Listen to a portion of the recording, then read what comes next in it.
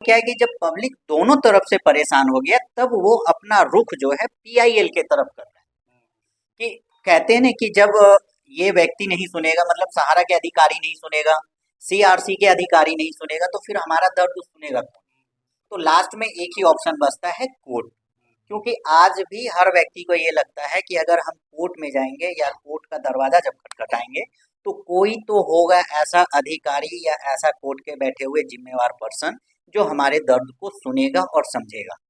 Public को आज भी गवर्नमेंट पे बहुत यकीन है। अब गवर्नमेंट पब्लिक का वैल्यू या पब्लिक का जो आश्वासन है वो जीतना चाहता है या नहीं चाहता, वो तो अभी दिख जाएगा 2024 में। क्योंकि जिस हिसाब से पूरे भारत का जो रुख बना हुआ है पीआईएल के लेके, बहुत ही ज्यादा पॉजिटिव बना हुआ है।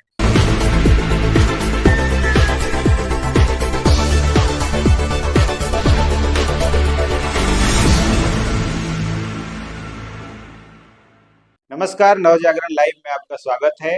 अभी हम जो सहारा निवेशक जो पीड़ित हैं उनका जो आंदोलन चल रहा है, वो आंदोलन करने वाली जो टीम है संयुक्त ऑल इंडिया संघर्ष न्याय मोर्चा, उसके जहांगीरपुरी दिल्ली के कार्यालय में है।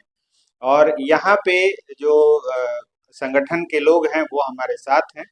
तो अभी जो पिछले इस महीने 12 तारीख को जो मीटिंग हुई थी पीआईएल दायर करने के लिए, उस पर क्या प्रोग्रेस है, उसके लिए हम इनसे बात करते हैं। जो सहारा निवेशक जो पीड़ित हैं उनका जो आंदोलन चल रहा है, वो आंदोलन करने वाली जो टीम है संयुक्त ऑल इंडिया संघर्ष न्याय मोर्चा, उसके जहांगीरपुरी दिल्ली के कार्यालय में है। और यहाँ पे जो संगठन के लोग हैं वो हमारे साथ हैं।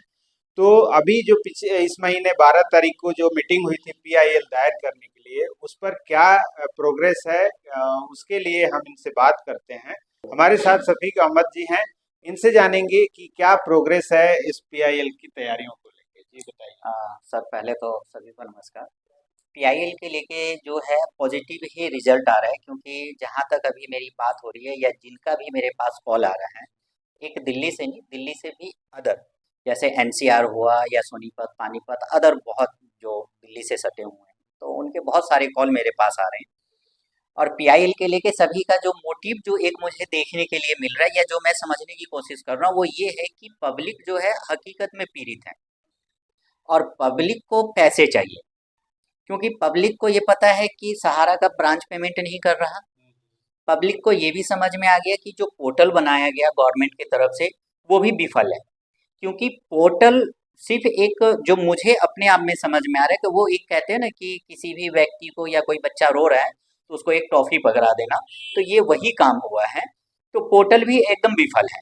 अगर सरकार को दिख रहा है कि पोर्टल से पेमेंट नहीं हो रहा है, तो सरकार के पास हर चीज की साधन है, हर चीज की सुविधा है, वो सहारा का ब्रांच खुलवाए और वो 5,000 जो है वो डिस्ट्रीब्यूट करे सहारा के ऑफिस से।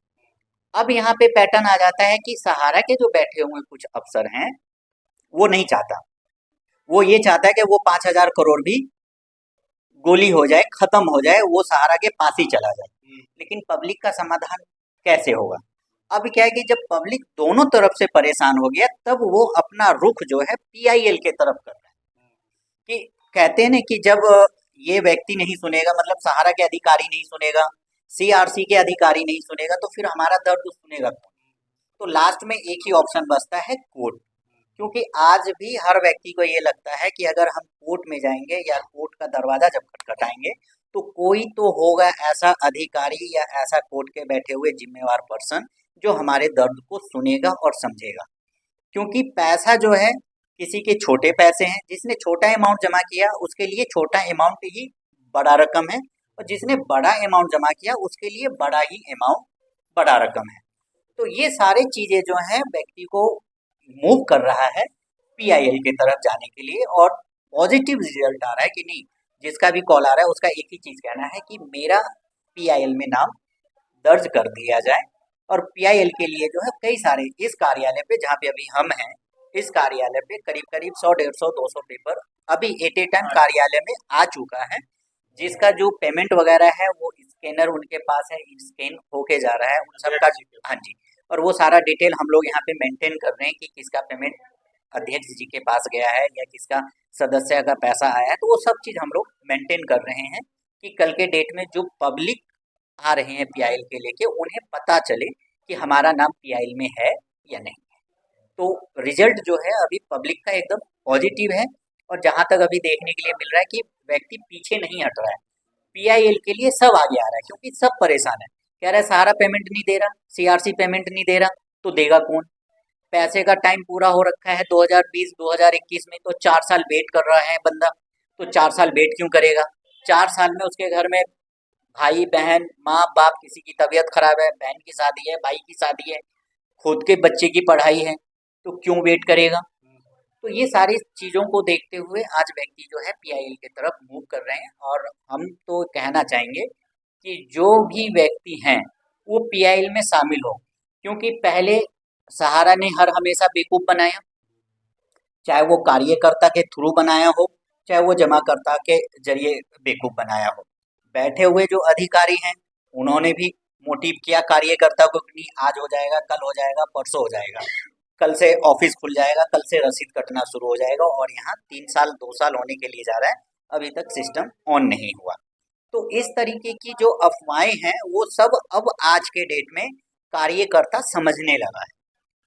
पहले कार्यकर्ता जो है ऊपर बैठे हुए जो अधिकारी थे उनकी बातों को सम्मान करता था, उनकी बातों को वो तवज्जो देते थे, वैल्यू देते थे कि नहीं ये मेरे अधिकारी हैं, सही बोल रहे हैं। लेकिन जूनियर उनको सही मान रहा है, लेकिन जो बैठा हुआ अधिकारी है ना वो जूनियर को कभी सही नहीं माना।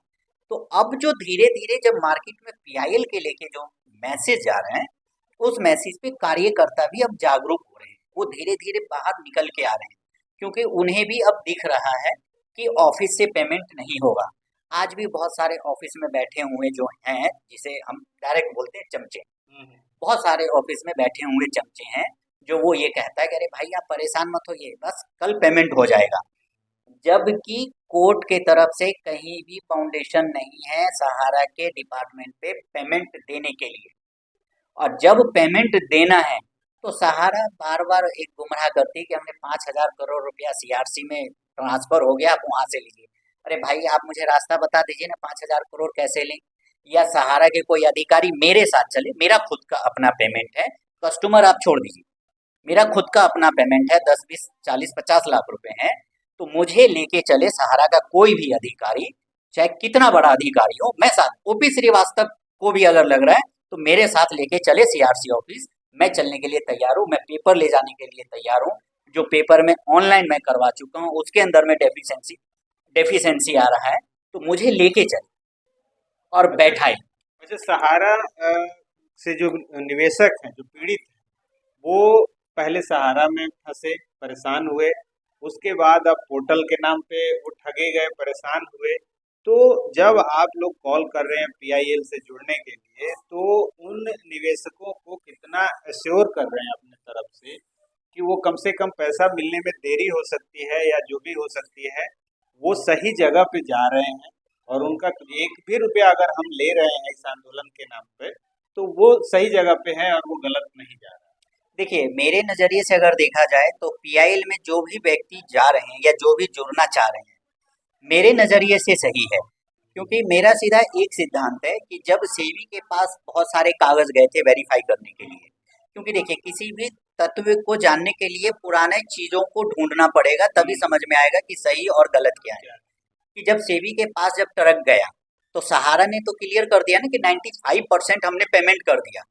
तो ठीक है, आपने 95% पेमेंट किए, तो जो आज पीआईएल में जो आ रहा है बंदा, वो बंदा तो नहीं होना चाहिए जिसको 95% उन्होंने पेमेंट कर दिया सहारा के अधिकारी बड़े बड़े।